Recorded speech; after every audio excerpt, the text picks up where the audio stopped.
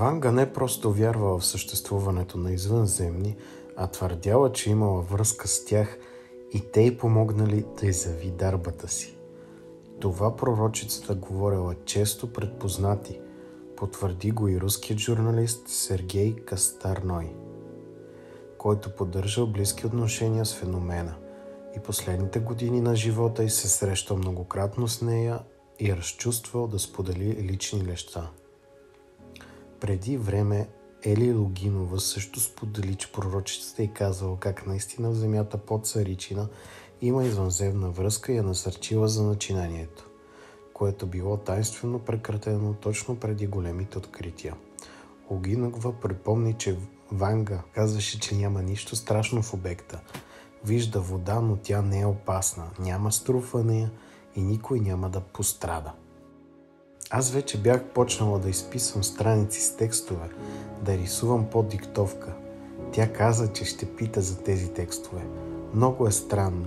За пръв път ми се случваше да наблюдавам това явление. През нея минаваха различни духове с различен глас. Тя вдигаше глава нагоре и питаше, а след това започваше с мъжки тембър на гласа. Все едно разговаряше с различен човек. Костарной, както и редица други, твърдят, че Ванга му споделила как вече била сляпа и имала видения. Веднъж сънувала, че й се явява рицар в бяло. По-късно тя сметнала, че може би той е бил извънземен. Рицарът й казал, че тя трябва да използва дарбата си, за да помага на хората. Така благодарение на съществата не от този свят, Ванга станала пророчица и поела съдбата си. Според Костарной, черквата на Ванга в Рупите също била свързана с извънземните. Тя била направена като НЛО кораб. Пророчицата за това се скарала и с официалната църковна власт, защото нещата не били съвсем по канона. Ванга многократно говори за извънземни.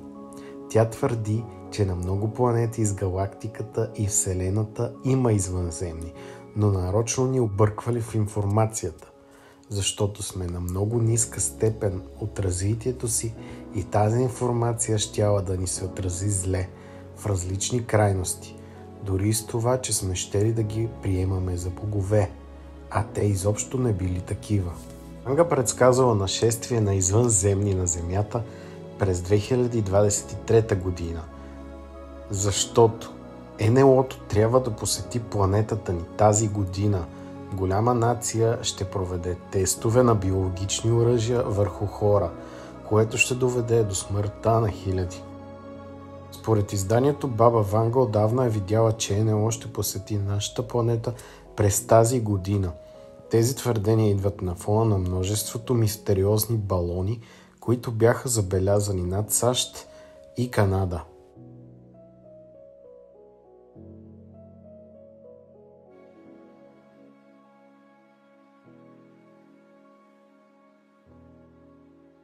Представям ви няколко места в България, за които се вярва, че са били посещавани от извънземни.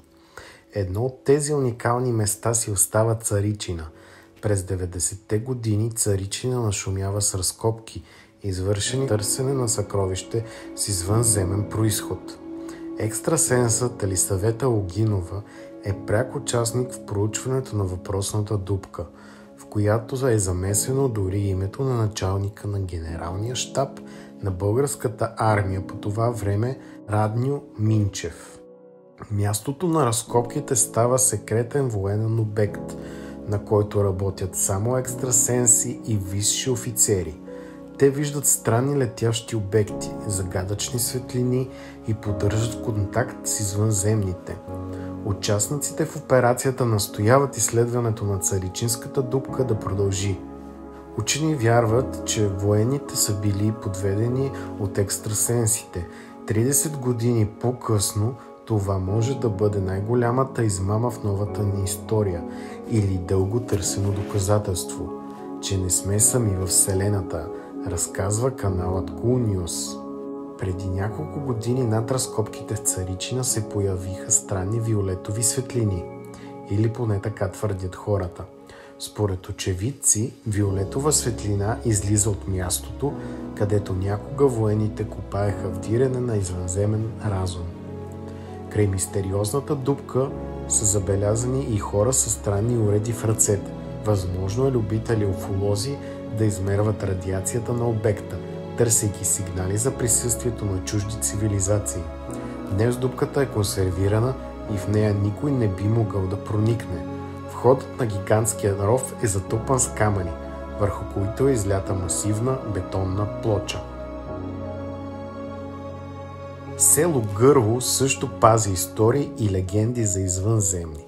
Изключително популярен сред любителите на историята и старините е мегалитният храм Кладенец, създаден преди около 3000 години, бронзовата епоха. Архитектурата му е забележителна за времето си, а градежът е един от най-старите на Балканският полуостров. Вярва се обаче, че именно тази местност била посещавана от извънземни. Тук се били случвали най-различни неща, които съвременната наука не може да обясни, което пък дава множество поводи на уфолозите да изградят своите теории, писа преди време вестник Телеграф.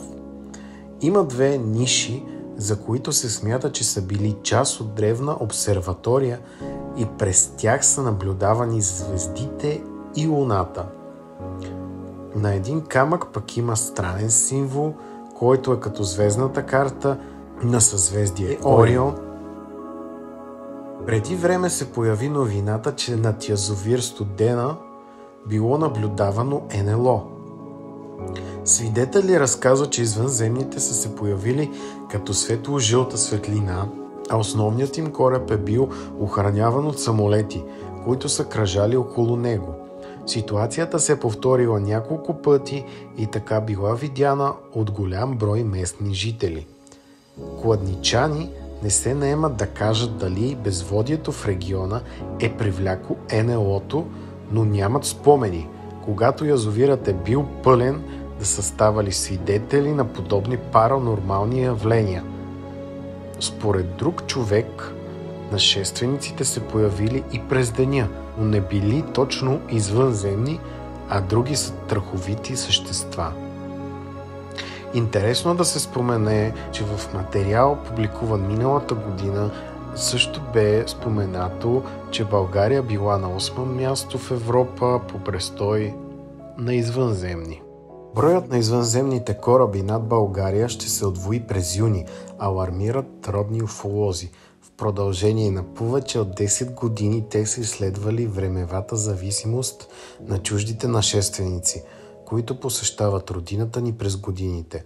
Оказва се, че началото на лятото е най-предпочитаният период на инопланетяните.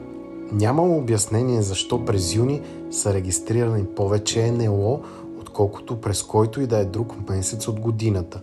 Увеличението обикновено е с 20 до 30% и така е всеки път, твърди Мартин Мартинов, направил изследването. Според него и колегите му повечето от засечените кораби не могат да бъдат объркани с природен феномен или да са обекти направени от хора. От години България била интерес на извънземни цивилизации. Нашите територии са посещавани от различни раси и има редица доказателства за това. Съществува теория, според която сиви извънземни идват в България в началото на лятото, за да се съберат определен брой природни ресурси, които могат да се намерят само по това време на годината, и то на тези географски ширини. Все още не можем да кажем дали става въпрос за определен вид растения или минерал с някакъв специален заряд, но е факт, че нашествениците са повече на брой през юни.